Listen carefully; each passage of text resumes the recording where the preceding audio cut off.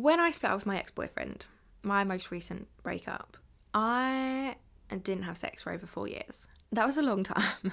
4 years was a fucking long time. And I had to deal with a lot of thoughts and shame and embarrassment around that for a long time. And I worked myself through that. But then I started to think about having sex with someone new. And I'm not gonna lie, I was pretty nervous about it.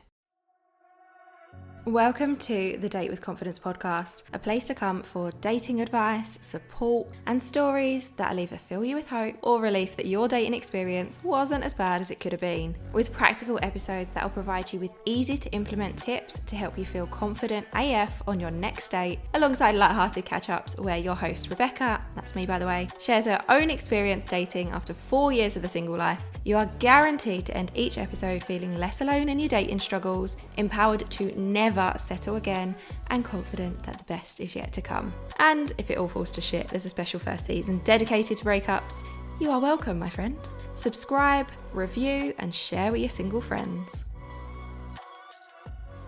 I was always quite confident sexually when I was younger. I was always... I don't know if I'd say the word promiscuous because that sounds like such a negative word. And I don't believe in hating on women or judging women who sleep around. I don't see anything wrong with it. If that's what you want to do, go for it. And I slept around quite a bit when I was younger. I was always very confident sexually.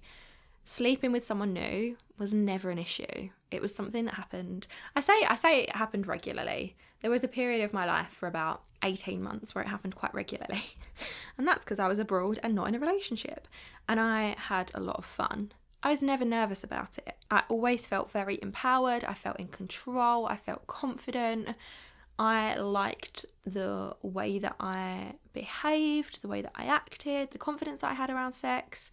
I always felt really good about it. And then after my last breakup and not having slept with someone for so long, I did feel pretty nervous. My body's changed a lot since my last relationship. I mean, it's not changed that much, but I'm older. I'm not as skinny as I was in my 20s. I've obviously put on weight. My body shape's changed. I've got things like veins on my legs that I don't really like, more stretch marks, those kind of things.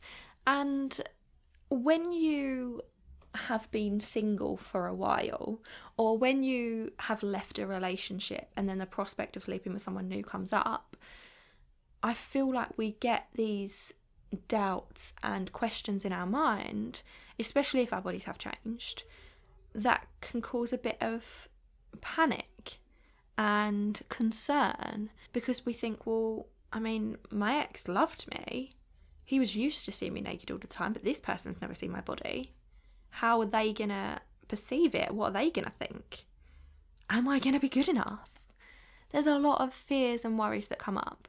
And I was nervous about being naked in front of someone again. I was nervous about not knowing what to do. I was worried that I would put in a poor performance. I had so many things that I was concerned about. But I knew that I did not want to go into my next sexual encounter, my next sexual scenario, feeling like I lacked confidence. I didn't want to go in nervous. I wanted to go in feeling confident. So when I started dating again, and I knew that at some point I would inevitably be having sex with someone new again, I started to work on increasing my sexual confidence. I started to focus more of my energy on that specific area as opposed to confidence in general. I'm always working on myself. I've been working on my mindset for the past 13 plus years. I am constantly striving to become the best version of myself. But in this scenario, as a part of my dating life, I started to consciously think of the way that I could improve my sexual confidence again so that by the time I would have sex again, which I got back on the horse, by the time that moment would come, I would feel confident and I would be able to enjoy it.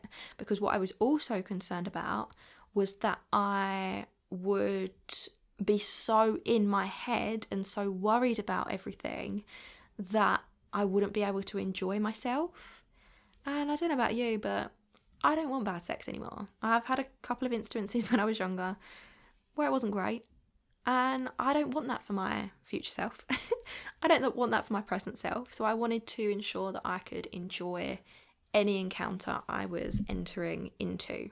Now, in order to do this, I used the 3 layers of confidence based on the 90-90 mindset concept, which is the concept I created to help you feel confident every single day. And we go into the concept itself in more detail in the episode. This simple concept will help you date with confidence, which of course I will link for you in the show notes. But I'm going to run through an aspect of this concept specifically related to improving your sexual confidence in this episode. So one of the core principles of the concept is that there are 3 layers of confidence that you need to work on in order to create the confidence you need to get everything that you deserve in your life. These 3 layers are think confident, act confident, and feel confident. So in the context of sex, first of all, we'll look at the think confident layer. Instead of worrying about the what ifs, what if they don't like my body? What if no one finds me attractive? What if I've forgotten what to do? What if they think I'm rubbish? I chose to focus on all the positives, and I shifted into the energy of excitement. I can't wait to have sex again. I can't wait to be naked in front of a man. I wonder who I will finally have sex with. Sex is so much fun. My first time with someone new is going to be amazing. So I would tell myself these positive things, and I would make myself believe all these positive things about sex, as opposed to getting stuck on the negatives or the what ifs or the worrying about things that would likely never happen. And I also used my switch your story process, which is something that I teach in depth inside of the confidence course, which I will also link in the show notes for you. So anytime a negative belief came up, I would follow my 4-step process to rewrite and reprogram that thought so that it didn't hold me back from the end goal. The end goal in this scenario being having sex with someone new. For example, I looked at the thought, what if no one finds me attractive? When I thought about that, I asked myself, is this a true fact for everyone in the world, or is this a belief I've created? So the worry was, what if no one finds me attractive? Now, there are billions of people in the world. It is a lie that there is not a single person in the world that would find me attractive. For a start, I find myself attractive. So that in itself, you know that it's a lie. So therefore, it's a belief that I had created, a belief that was running through my mind. But because it's a belief, it can be changed. So then I asked myself, is this belief holding me back? Is this belief holding me back from having the sex that I want? Yes, it's holding me back because it is stopping me from wanting to put myself out there because I'm concerned that no one's going to find me attractive. And once I can identify that a belief is holding me back, I can recognize that that makes it a negative belief. I can choose to see that belief as bullshit. I can choose to see it as a lie. So then using the switch your story process, the 4-step process is uncover the belief, rewrite the belief, prevent the belief, and reprogram the belief. So I uncovered it, I rewrote it, I prevented it by doing things that make me feel attractive on a daily basis. So when I feel attractive with myself, I know that other people will find me attractive. And then I reprogram that belief by repeating a new mantra, I am an attractive woman. Now, as I said, the full process is in depth inside the confidence course, but that is just a very brief overview of it now. And with that new mantra, I am an attractive woman, I repeat that over and over and over again to remind myself that that is very much a belief that I held about myself when I was younger. And it is very much a belief that if I could believe it then, I can believe it now. And if I believe I'm attractive, other people are going to find me attractive. Then onto the act confident layer. So this is where I used practical actions such as buying new underwear and then dressing in that underwear and wearing clothes that made me feel sexy. So I don't need a partner to dress up in nice underwear. I don't need to wait for a moment that I'm going to be naked in front of someone or that I'm going to be undressing in front of someone for me to be wearing attractive underwear. or for me to be wearing underwear that makes me feel attractive. I can do that for myself now. I do that for myself now. And I think that's really important because I also got used to wearing the more seductive underwear so that it wasn't a case of when I was putting underwear on a first date, knowing that I was gonna probably be taken off for someone later, it didn't feel alien to me. It didn't feel uncomfortable. It didn't feel unnatural. And because it didn't feel unnatural, it wasn't something that I had to worry about. I wasn't consciously thinking, oh my God, I've got the nice underwear on. That means I'm going to have to do the deed. No, I wore good underwear because it makes me feel good.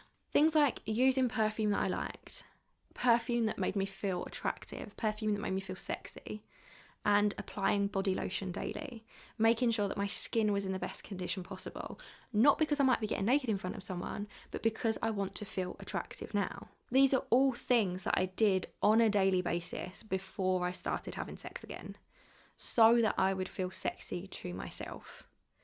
Because I do genuinely believe that it is so important that you find yourself attractive. And then there are the other practical things like fulfilling your own sexual needs.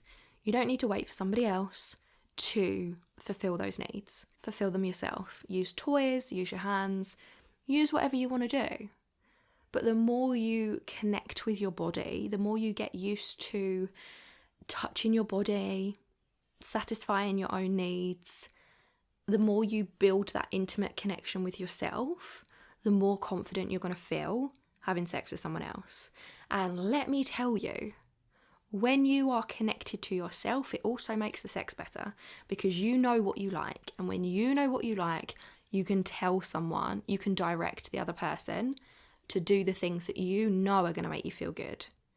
And that's pretty fucking sexy for you and for the person that you are with. And then when it comes to feeling confident, to feel confident in myself again sexually, I mean, this is a great exercise. I reminisced on all of the positive sexual experiences I had in the past. I mean, I'm not going to lie, I've thought about these quite a lot over the last 4 years because it has just been me, myself and I. So these memories have been floating around my mind for quite a while. I've got enough experiences to have kept me going for all of that time. But in the context of this exercise, I reminisced on all those positive experiences and I reminded myself that they were possible again. So I thought back to all the times that I had great sex, all the times that I felt confident when it came to sex, all the different people that I'd slept with. And I reminded myself that there is no reason that that can't happen again. There is no reason that I cannot experience good sex again. There is no reason for me not to enjoy sex again. There is no reason for me to not have that sexual confidence again. I visualized those moments and I conjured up those feelings of confidence in my body, those feelings of sexual empowerment, and I held on to them for a little while so that I'd get used to them being in my body. And let me tell you, this shit works because the first time that I had sex again after 4 years, I had absolutely nothing to worry about. I knew what I was doing. I felt fucking amazing. We both enjoyed ourselves multiple times. It was brilliant. And I genuinely believe that because of the work that I've done to build my sexual confidence again, that's why I was able to enjoy it so much. Otherwise, I think I would have been in my head, or I don't even think, like I know for a fact I would have been in my head so much, I would not have enjoyed myself. Now, a few other things. So aside from the work that you do on yourself, which you are in control of, which is your responsibility, it's also important that you trust the person you are sleeping with. Now, sure, you can go out and have a one-night stand. You don't really need that much trust there. This is more if you have been out of the game for a little while, if you maybe had a bad breakup, or if you're just feeling super anxious about being with someone new, maybe if you're in a long-term relationship, maybe if you haven't slept with that many people before. This is probably more for you in terms of the trust. If you are used to, if you're used to going out there and hooking up with different people, then you're probably not going to be listening to this episode because you're probably pretty confident in yourself sexually anyway. But yeah, I think trusting the person that you're about to sleep with is really, really important. If it is early days and you've only just met them, then there's probably only so far that you can trust them because you don't really know them that much yet. But I would say always listen to your gut instinct. And if your gut gives you a warning, run. You will find somebody else to have sex with again. You will find somebody else to break the seal, to get you back on that horse. If something about you feels like it's not a hell yes, get out, find someone else. Now, the person that I slept with for the first time, I was actually pretty honest with him about feeling nervous, and I told him how long it had been. I talked about why it had been so long. I was honest that I was nervous about it, and we talked about sex quite a bit in our messages before we met up and before it actually happened, so that already had begun to boost my confidence. I think in this situation I was probably in a different position because he wasn't a stranger as such. It was somebody that I had met in real life like 12 years previously, or like I think the last time I saw him was about a decade ago. So because he wasn't a stranger, maybe that was a bit different for me, because we had these open and honest conversations. We talked about sex a lot before. We had chemistry from the past. We'd sexted a bit before we went on our first date. So I had already shared how I was feeling, and that helped me to relax a little bit more. I was still a bit nervous, and even like when I went to stay with him, I said to him like, I'm a bit nervous.